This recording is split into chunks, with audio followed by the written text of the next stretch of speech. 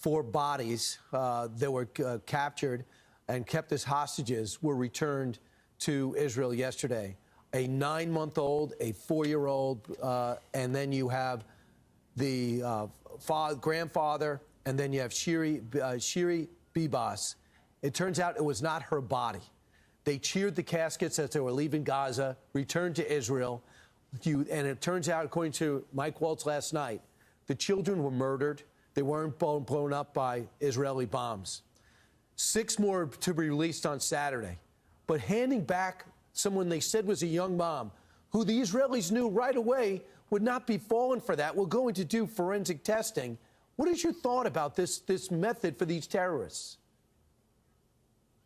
Well, there's certainly no fairness associated with Hamas whatsoever. I mean, these are savages, and they've got to be destroyed. And certainly they cannot continue to govern Gaza. I still believe, let's hope all the hostages get released, to include those who are no longer alive.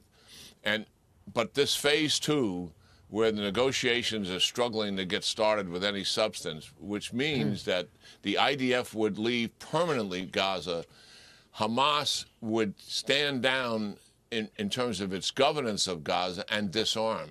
Those two things are on a collision course. I think we're going to see Israel going back into Gaza to make certain that the rest of Hamas as a governing body and as any kind of a fighting force that could threaten a future governing body is dismembered.